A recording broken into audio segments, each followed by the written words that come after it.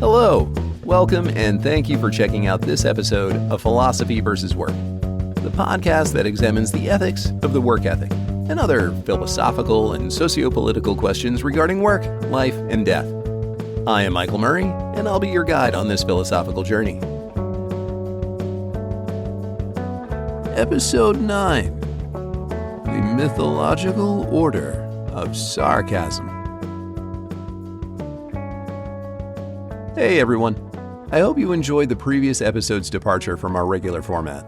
Presuming you did, and based on some early feedback, it sounds that way. I'm looking forward to doing so again once I figure out the who, when, and where. I'm sure some of you noticed this episode was like a week late. Just to give you an update on things going on my end, the number of voiceover auditions coming my way recently almost doubled.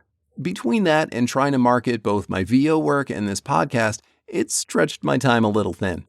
Since I don't want to give the podcast any less attention than it deserves, and I don't think it's going to be particularly fruitful to try to scale the content down, I'm going to move, at least for a while, into a bi-weekly format. Should things either pivot on the VO side, so I don't have to audition as much for as much booked work, or should the volume of auditions just fall off again, we may go back to weekly. DragonCon is coming up soon, so photos and hijinks shall be coming to my Instagram. If you want to keep up with any of that, check out philosophyversuswork.buzzsprout.com. I have links to all of my socials on the webpage. You can follow on Facebook or Instagram, and despite the fact that Elon Musk makes my skin crawl, I do post updates on X from time to time.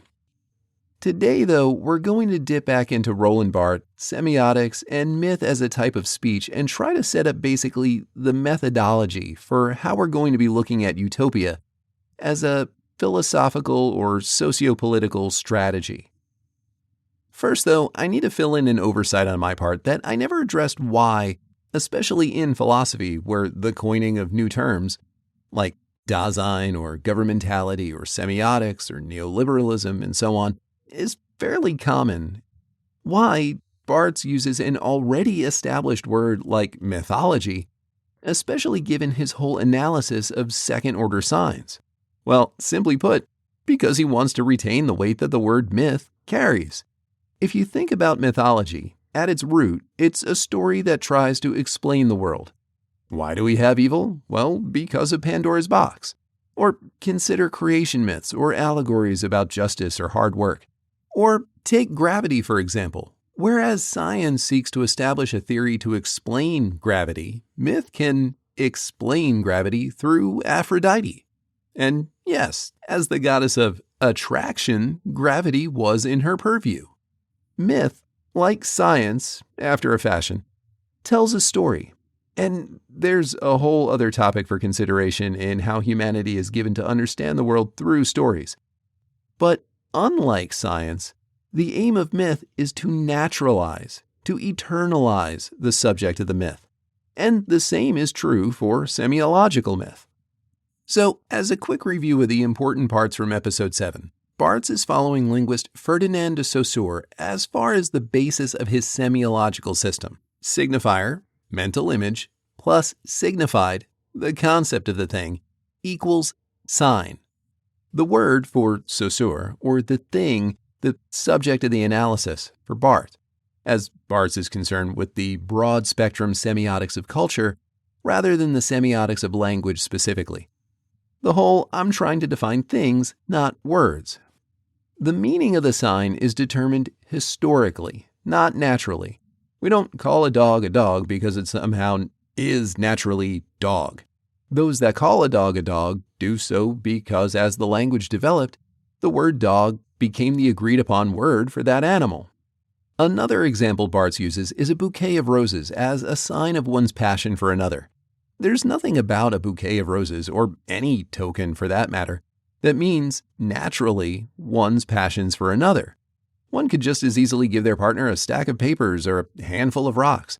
But for the sign of the token to mean one's passions, it must be recognized by the other as such a sign, just like the meaning of the sign dog in linguistics. When it comes to myth, though, Barthes points to meaning following a second-order semiological system.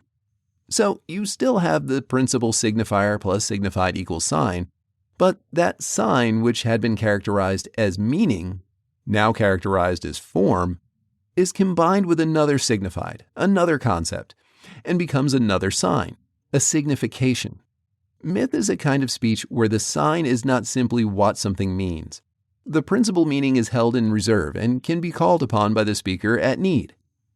Another little bit that we didn't really touch on but bears a passing glance at is the idea of indexicality, the ability to literally point at a dog or an image of a dog and say, that is a dog, or that is blue, or that is hot, or that is running, etc.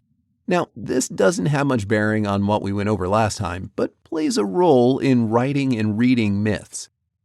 To put it another way, it's one thing to refer to a dog when uttering the sign, man's best friend. But it's another thing entirely to refer to a specific dog, to that dog, as man's best friend. More on this later. For now, though, it's just something to keep in mind. Now, last time we had gone over the first two terms of the myth, the form and the concept. So now we'll address the third term, the signification. As with the principal semiotic system, this third term is again the association of the first two terms. So signifier, form, plus signified, concept, again, equals signification. This signification is myth, and the purpose of myth, as a type of speech, is not to hide, but to distort. Where in the first order, the meaning of the signifier is mental, the mental image of a tree, for example, when combined with the concept of a tree is the word tree. The meaning of the mythical signifier, sticking with the sign tree for a moment, is an already extant sign, not a mental image. It is the word tree, or a photograph of a tree, in, say, an advertisement for Subaru or REI. The ad isn't for trees, it's for a car or for sporting goods. But the tree in the ad connotes a certain environment, a lifestyle, preferably happy memories, etc. The associative relations of the concept. Rather than being merely the concept of a tree, in this case the concept functions through memory. The ad writer's intent is to draw up from the audience a positive affect, so that they associate positive feelings with the advertised product. It doesn't matter how they feel about the product in the ad. What matters is that the tree makes them feel positively about the ad. So, if and when they later consider the product is paired with the positive association imparted by the tree. Or better yet, maybe they hadn't been considering sporting goods at all, but the image got them thinking about fond memories of camping as a child. And now they are thinking about the sporting goods they would need to purchase if they wanted to go camping again. And the solution is right in front of them. Problem: I don't have camping supplies. Solution: REI does. Granted, another way to read this is that the real problem is that I didn't have the problem of not having camping supplies before. This alternative reading begins to get us to the task presented to us by myth. I can, of course, be a reader of myths, a consumer, or I can pass from the role of the reader to that of the mythologist, a task that I should note is not too unlike that of Nietzsche's or Foucault's genealogical method.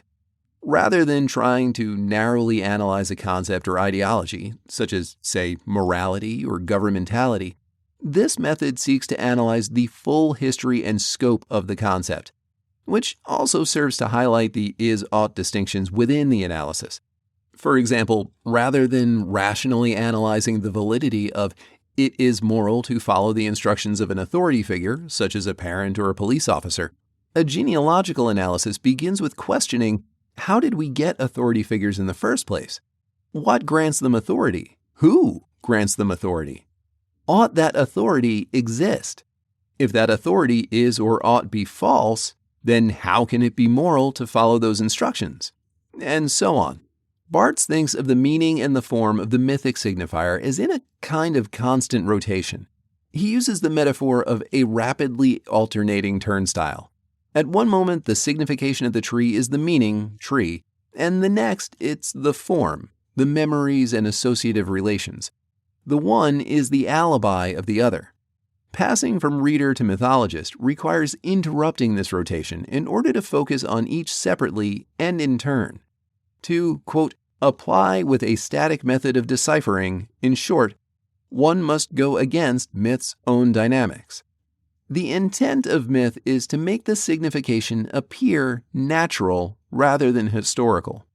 Sticking with the tree in our imaginary ad, the intent is to naturalize, to make eternal the association of the reader's memory of trees not solely with trees, but with the ad, and thus with the car or the camping supplies.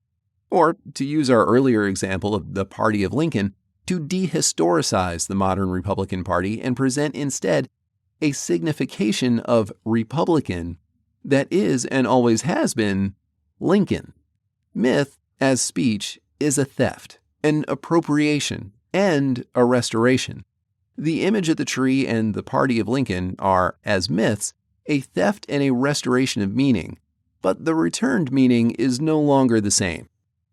Once upon a time, in the late 90s, early 2000s, I worked for Belk, selling men's clothing. The location I worked for was barely 20 minutes from the South Carolina border and a semi-permanent flea market, which made our location a constant target for theft and scams. Sure, we had shoplifters like everyone else, but when I say theft, I mean people that would plan to hit the store first thing in the morning while it was open, but most of the staff was still busy putting up new merchandise and verifying invoices and whatnot. One parking lot facing entrance opened into men's furnishings. Dress shirts and ties, wallets, socks, underwear, basically anything to be worn with a suit, and kitchenware and small appliances. There was a similar entrance downstairs that opened into, depending on the season, women's coats or something else. Security was pretty well prepared for and pretty good at busting shoplifters.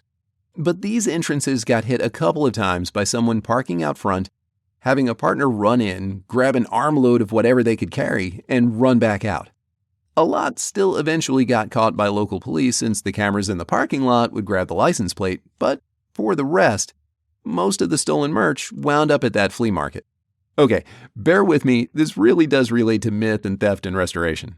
So, while those thefts were rare, they did result in two very common scams that were often hard to prove. As I recall, in most cases the police didn't have enough evidence to arrest the scammer and they just wound up banned from the store.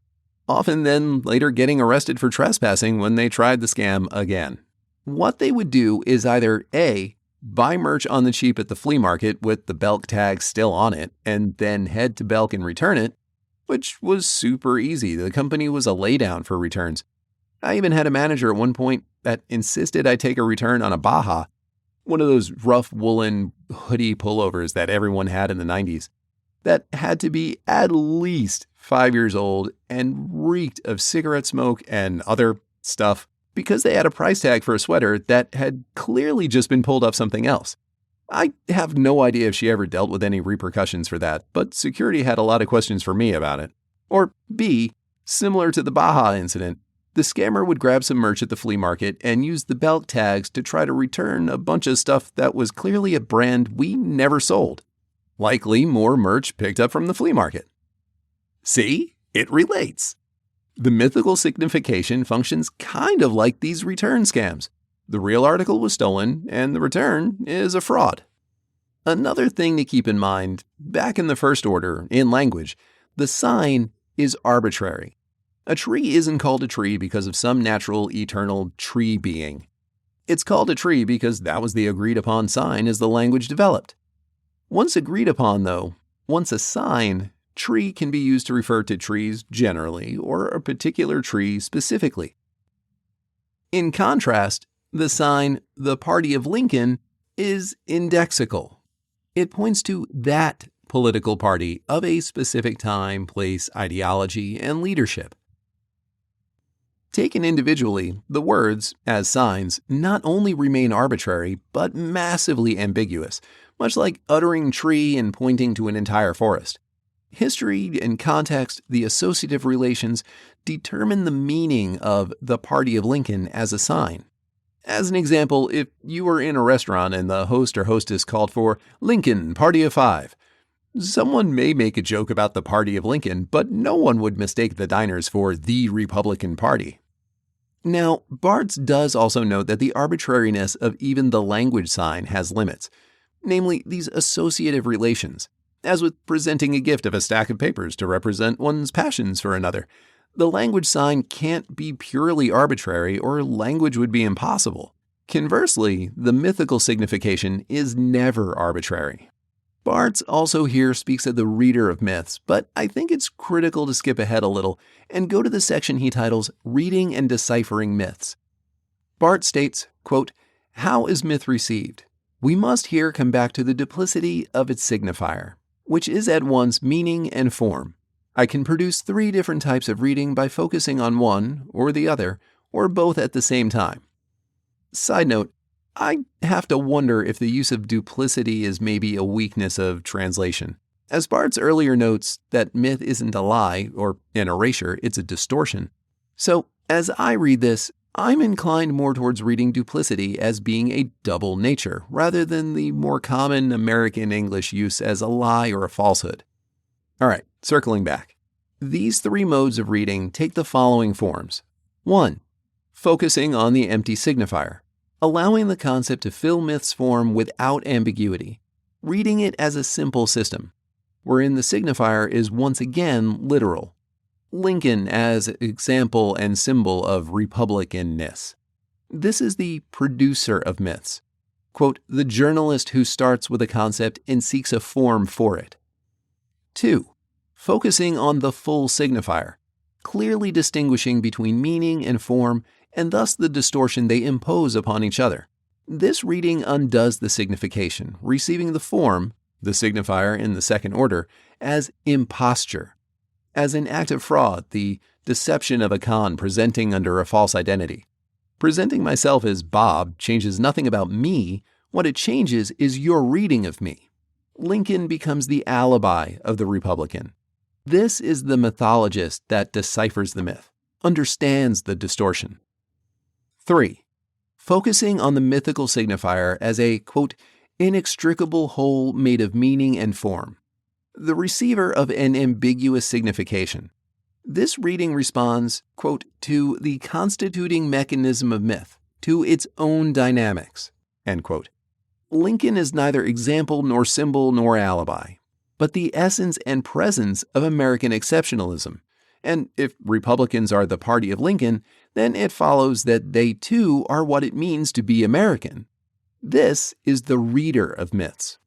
Interestingly, it's only the reader whose relationship to myth is dynamic. The first 2, Barthes notes, are, quote, static, analytical. They destroy the myth either by making its intention obvious or by unmasking it, end quote. The reader of myths takes myth at face value. The mythologist stops the turnstile, interrogates the meaning and the form in their turn, and denies the naturalization, reintroducing the history and the meaning of the signifiers. The mythologist denies the writer of myths their appropriation of the concept. The ad for the car or camping supplies doesn't provide a solution for the problem, it provides the problem. The party of Lincoln is not the modern Republican Party, nor was the party of Lincoln innocent, natural, or eternal. And this is where the rubber hits the road, so to speak. Once recognized as myth, the final, quote, element of signification that remains to be examined is motivation. Notes Barthes, quote, we know that in a language the sign is arbitrary. Nothing compels the acoustic image tree naturally to mean the concept tree. The sign here is unmotivated, end quote. On the other hand, the presence of the tree in the ad is absolutely motivated. There was an active choice to use that particular image for the ad, perhaps even to use that particular tree. Consider rather than a car or camping supplies ad, it's an ad for jewelry. The ad presents no images of jewelry, just an elderly couple walking arm in arm, receding into the distance, while in the foreground we get an image of a large old tree with a faded but still strongly legible inscription of some initials in a heart. This image is loaded with signifiers and signification. But to be a mythologist here is to, 1, recognize the image is an alibi. Romance, commitment, nostalgia, etc. This is an ad for jewelry. These concepts are somewhere else. They only come to the myth image in reading it and drawing those associations from memory. And that, 2, what the image, as myth, is an alibi for isn't romance or commitment, but consumerism. It's an attempt to sell something, playing dress-up as romance. In fact, given the ubiquity of advertising in daily life, it's not at all uncommon for an ad to lack entirely the product being sold, or for the product to take a back seat to the content of the rest of the ad. I mean, the shopping public has become a bit more sophisticated, and they basically know when there's an ad in their face. Or take, for example, the somewhat recent Dunkin' Donuts Super Bowl ad with Ben Affleck, Matt Damon, and Jennifer Lopez. The now classic 80s campaign, Time to Make the Donuts, is loaded with donuts. But the Affleck ad is loaded with branding. Dunkin's presence is impossible to miss. But the point of the ad isn't donuts. It's basically a comedic short film parodying middle-aged 90s hip-hop, Boston and New York, and so on. The point isn't to make anyone crave donuts, and certainly not to emphasize how fresh Dunkin's donuts are, but to implant in the viewer a positive association with Dunkin', so that the next time they are craving a donut or a cup of coffee, their first thought is Dunkin'. Now, to really understand the mythic signification, one has to look into the motive. In the case of an ad, it's pretty straightforward to sell some product or service, even if the product or service have no place in the myth itself. Motivation gives the imposture away. Finding the motivation for the myth pulls the curtain back. It reveals the great wizard is just a huckster, a trickster, a con man. I'm also reminded of a couple of lines from Terry Goodkind's Sword of Truth series. The wizard's fifth rule: mind what people do, not only what they say, for deeds will betray a lie. Or the wizard's first rule: people are stupid. They will believe a lie either because they're afraid it's true or they want it to be true. To some extent, both of these rules could be applied to myth, but take that with a grain of salt. They're the bumper sticker version, really, blunt and overgeneralizing, like trying to do surgery with a hammer. Also, this is putting aside that Goodkind may not be an ideal citation source. By all accounts I've come across, he was apparently kind of a dick to his fans and shit-talked the same genre he was writing in as well as other authors. Or that he was a self-described objectivist and how deeply problematic that is. A hyper-short version, objectivism is a belief system posing as philosophy. Basically, the philosophical equivalent of pseudoscience, established by novelist Ayn Rand and established through works of fiction rather than philosophical argument, so she never has to defend its soundness or validity, that cherry-picks premises from phenomenology, existentialism, and political libertarianism and warps them to the purpose of defending profound selfishness as the highest morality and regulation-free anarcho-capitalism as the social embodiment of objectivist values. If you hate the rest of humanity and think psychopathy is good for society because psychopaths happen to make good CEOs, you may like objectivism. Moving on. Critical to myth, perhaps surprisingly, isn't the producer of myths or the mythologist, but the reader, the consumer. Myth can't function without the dynamic relationship of the reader. If the reader were to read myth, as Barthes states, innocently, taking it at face value but not engaging with it, or critically, as does the mythologist, then there's no point in it. To paraphrase Barthes and stick with the Lincoln example, if the reader doesn't see heroism and Americanness in Lincoln, then there was no point in weighting it with the additional concept. Conversely, if the reader does see it, quote, the myth is nothing more than a political proposition, honestly expressed. In one word, either the intention of the myth is too obscure to be efficacious, or it is too clear to be believed. End quote. To use the sign, the Party of Lincoln, as myth, it needs to remain ambiguous. The Lincoln Project is explicitly political. They're not using the image of Lincoln to hide anything about their agenda. But they do use Lincoln as myth in terms of what they don't say, or rather, what they don't need to say. We're the real Republicans. They also gain advantage in their message by the very faction of the party they're opposed to. Let's do a quick Philosophy 101 exercise, a little propositional logic, the good old syllogism. If, parentheses, A and B, close parentheses, then C. Premise A. The Republican Party is the party that stands for justice, freedom, and the Constitution. Premise B. Abraham Lincoln is the exemplar of a Republican. Conclusion: to be like Abraham Lincoln is therefore to be for justice, freedom, and the Constitution.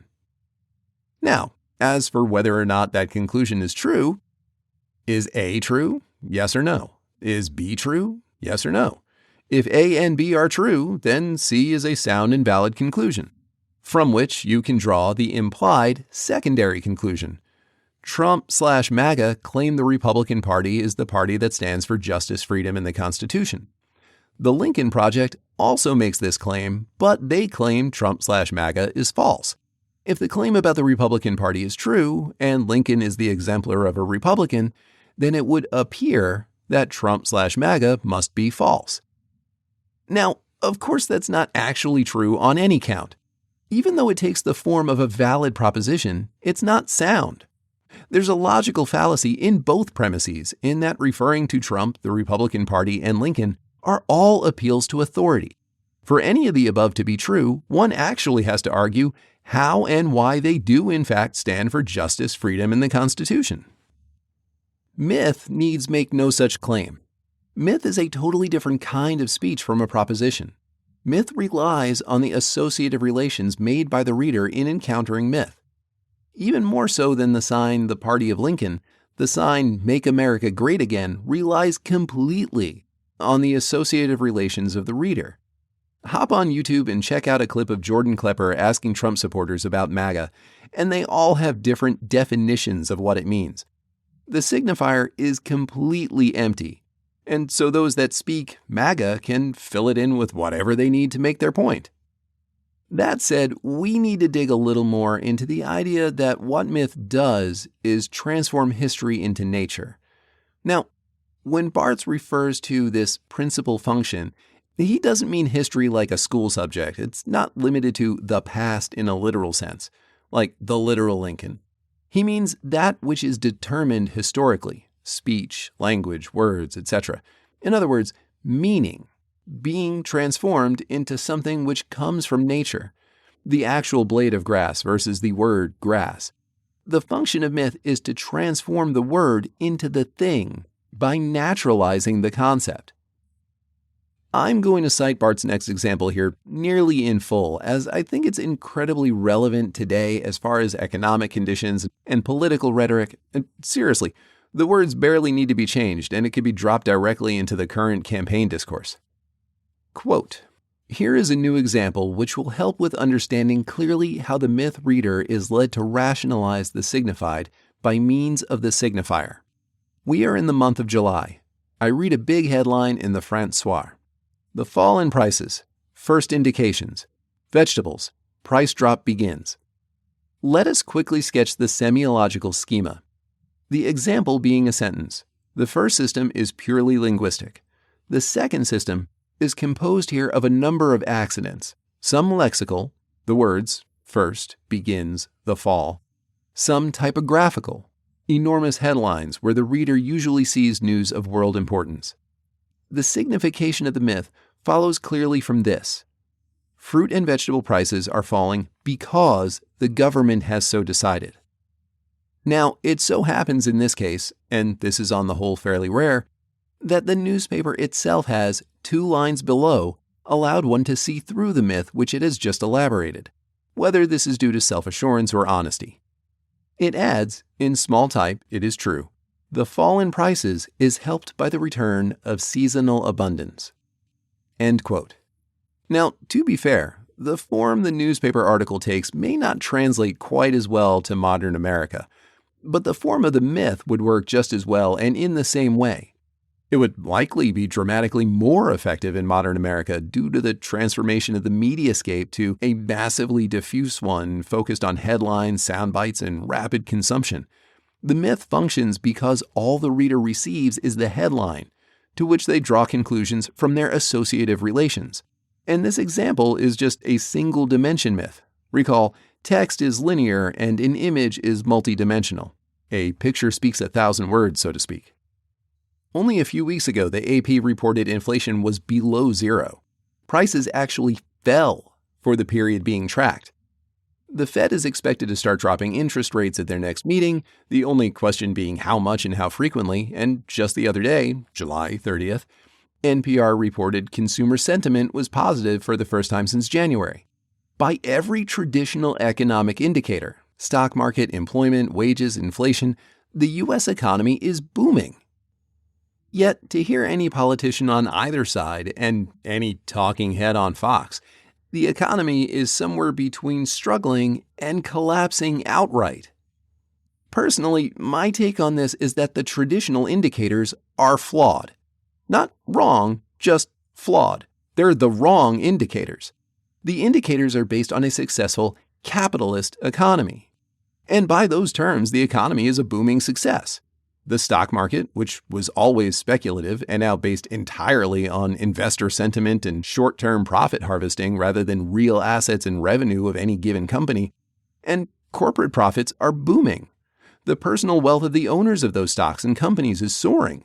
Unemployment is low and wages are rising, though upwards of half the jobs are meaningless and or unfulfilling, and wages haven't been anywhere remotely close to either productivity or cost of living for 40 years. Look up the Great Decoupling for more information on this phenomenon. Now, infotainment like Fox News can more easily wield myths stating something like, the economy is in the toilet, than the Wall Street Journal, despite also being conservative, can drop a headline, the economy is booming, because the pain and anxiety people are currently feeling is the more readily accessed associative relation. Social media can wield myth even more easily still. It's literally baked into their operational model. They need the information distributed in snippets. And they need you to have quick, emotional, associative relations to the content in order to remain on the platform, in order to shove more advertising in your face. It's hard enough for the reader to be a mythologist and try to decipher the myth without also having to overcome their own fears and anxieties. Fear and cognitive biases can do wonders to empower myth. Circling back to Barth, here's a critical distinction. Myth is not propaganda. Propaganda is overt, in your face. It makes no pretense at being anything other than what it is. Even if the producer of propaganda lies about its nature and tries to hawk it off as news or journalism, both are motivated, but myth is passive. It needs the reader to draw the conclusions, whereas propaganda actively aims at shaping beliefs and motivating further action. Regarding the Francois headline, The Fall in Prices, immediately leads into economic data, presenting the association the government is bringing prices under control as the cause of the price drop. But the following article belies the association by revealing the fall in prices actually being due to seasonal abundance. It's also a case where the motivation, to credit the government, is fairly obvious. If the motivation was to simply deliver the news, why wasn't the headline something more like, Seasonal abundance yields fall in prices? Causality in myth is artificial. The meaning is stolen but is returned as nature. The fall in prices is naturally the result of the efforts of the government that had been concerned with prices because the people were concerned with prices. Yeah, keep in mind this is France in the late 50s, not the modern US. Likewise, Lincoln is naturally what it means to be a Republican. A Subaru is naturally the vehicle of choice for those that enjoy the outdoors. Personally, I think it's naturally a Miata. So long as the outdoors is between 60 and 80 degrees, it's not raining, and the roads are windy. A final note on reading myth, causality, and nature. Then we need to turn to Barts Conclusion. I am, for the sake of brevity, and yeah, I get it, this isn't a particularly brief episode, putting aside for now Bart's thoughts on myth as regards the bourgeoisie and right and left politics. Note, though, where Bart's is talking about the left, he isn't talking about anything resembling the American quote-unquote left. American liberalism falls squarely into the right here, as it's fundamentally about preserving markets and governmental institutions, then using those markets and institutions for the betterment of society. In contrast to American, more traditional American conservatism, which aimed at limiting government institutions in favor of expanding market power. The left, for Barth, is a radical revolutionary movement in a Marxist sense. So I think these passages will make more sense after we get through some Marx. Also, quick reminder about inductive logic. Unlike deductive, if A then B, A exists, therefore B exists, induction is a system that purports something natural, eternal, and projects into the future. A has always existed in the past, therefore A will always exist in the future. And as Hume and later Foucault show, inductive logic is a logical fallacy. Just because something occurred in the past is no guarantee it will occur in the future. At best, it is only likely it will happen in the future. Plenty more on Foucault to come, though it'll be next year sometime. We definitely need to talk about disciplinary societies, biopower, and neoliberalism. So, Barthes notes that this creeping back in of causality as nature, and of the theft and fraudulent return of meaning as why, for the reader of myth is, quote, experienced as innocent speech. He continues, in fact, what allows the reader to consume myth innocently is that he does not see it as a semiological system, but as an inductive one. Where there is only an equivalence, he seems a kind of causal process. The signifier and the signified have, in his eyes, a natural relationship. This confusion can be put otherwise. Any semiological system is a system of values. Now, the myth consumer takes the signification for a system of facts. Myth is read as a factual system, whereas it is but a semiological system. End quote. And here I'm just going to use one last example of Barthes, since I think this one's great. Whereas we were talking about indexicality earlier, this tree, that dog, the Abraham Lincoln, in contrast to the party of Lincoln, even here Barthes notes that language lends itself to myth, so that there's still a way for myth to get around the specificity, or the fullness of the meaning. Where it can't invade it, it simply, quote, carries it away bodily, which he notes is what happens with mathematical language. So by this, we're not talking about the manipulability of probability or statistics, but mathematical language itself. The example being E equals mc squared, where despite as a sign having a, quote, unalterable meaning, it has been appropriated and transformed into form. The signifier of pure mathematicity, as Barthes states. Though today I would push even further that the equation has also since come to mean intelligence, geekiness, and even a certain kind of countercultural cool geek. Though, given the ubiquity and popularity of comic book movies and shows like The Big Bang Theory and Stranger Things, I'd hardly say the cool geek is countercultural anymore. So, in the coming weeks, as we get into utopias and hope and work and capitalism and communism and progress and the bourgeoisie and the future, my intent is to treat these signs semiologically. Signs like capitalism, communism, and Marx are heavily weighted. They carry a ton of associative baggage, both real and propagandistic. And my intent is to address them critically by focusing on the concepts themselves and how they relate to a philosophy of work, rather than ideologically. Now, I realize at this point it may feel like I've given short shrift to the journalist-producer or myths and the mythologist, but this is intentional for two reasons.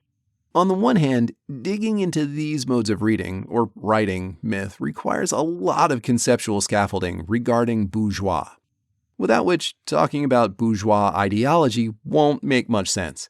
I mean, we're not talking about bouginess as an ideology or the value of black coffee versus a caramel macchiato with almond milk. Personally, I think bourgeois remains a mythic signifier even in how Barthes is using it. And on the other, I think it will lend approachability to the upcoming episodes if we come to them first as a reader and then read critically, without getting buried in the semiotic weeds or attempting to counter-mythify them. Finally, it may have dawned on you that despite the title of the episode, I haven't said anything about sarcasm yet. Well, that's because this has been a tough turn of phrase of Barthes for me to unpack in a way that I find particularly satisfying. Where Nietzsche holds up being a genealogist as the proper mode of dealing with concepts, Barthes brings up being a mythologist to deal with myth, but then holds up the role of the mythologist as nearly impossible. So here's the passage, and then I'll go into what I think. Barthes states, following two more examples, the Tour de France and the good French wine, quote, "To decipher the Tour de France and the good French wine is to cut oneself off from those who are entertained or warmed up by them. The mythologist is condemned to live in a theoretical sociality. For him, to be in society is, at best, to be truthful. His utmost sociality dwells in his utmost morality. His connection with the world is the order of sarcasm. Now, I think there's a couple of ways to read this. The first is an almost violent literalness. Per the online etymology dictionary, the word sarcasm comes to English through Latin from the Greek sarkasmos and earlier sarkazine. To speak bitterly, sneer, literally to strip off the flesh, like dogs, from the word sarx, flesh, properly piece of meat. Now, if this is what Barthes means, then my thinking is that to read as a mythologist is to strip the flesh off the sign, which is a reasonable, if graphic, metaphor for reading critically. But Barthes goes further than that and indicates this is a function of the mythologist's utmost truthful moral being. The mythologist can't but tear signs apart, and is thus condemned to living their life this way. The other mode I have in mind is something of a Socratean approach to life, treating everything and everyone with a biting skepticism, if not outright cynicism, trying to get to the truth of everything by questioning everything and mocking all beliefs. Well, almost all. He did love his home of Athens. Again, this fits the pattern of a condemned and lonely, if truthful, life. In his trial, after being found guilty and upon being asked what he would recommend for his sentence, both parties were allowed to propose punishment. The plaintiff, Athens, proposed death. It was expected Socrates would counter with exile, which would be granted. However, he argued he should be sentenced to free meals in a public dining hall in the center of Athens. I mean, what greater example is there of the sarcastic philosopher hero than Socrates? I mean, at least it's unlikely anyone would be sentenced to death for trying to speak truth to power these days. It's still unlikely, right? So, with that in mind, I don't plan to be a mythologist per se in the upcoming episodes. My aim is not to tear utopia down in order to build it back up, cleansed of the taint of myth. So, if that's the case, well, what was the point of all this? The point has been to lay the methodological groundwork for dealing with terminology that carries a lot, and I mean a lot, of ideological, political, and historical baggage. And demystifying, demythologizing these ideas is going to take some work. And if we're to philosophize about work, then we're going to need to work through some of these highly politicized and charged ideas.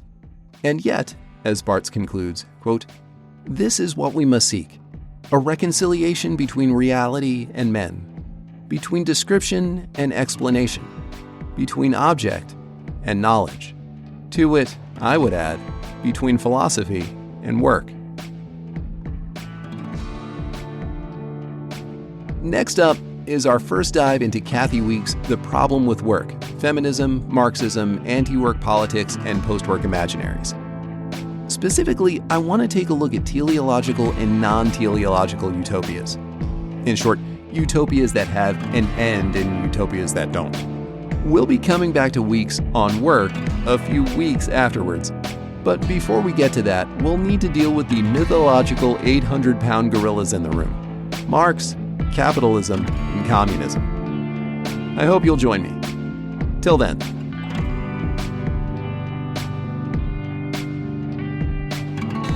If you enjoyed this episode of Philosophy vs. Work, well, you know the shtick. Please like, subscribe, follow, leave a review. It really does help to grow the show. You can stare all you want into the algorithm, but it doesn't stare back without likes and subscribes. Don't forget to check out the show notes for details on any authors, texts, etc. referenced directly in this episode. If you find the project valuable, consider supporting the channel. Or maybe you're feeling generous and just want to support my coffee habit, or keep Keo in catnip. Either way, links to support the channel are in the doobly-doo below. Thank you.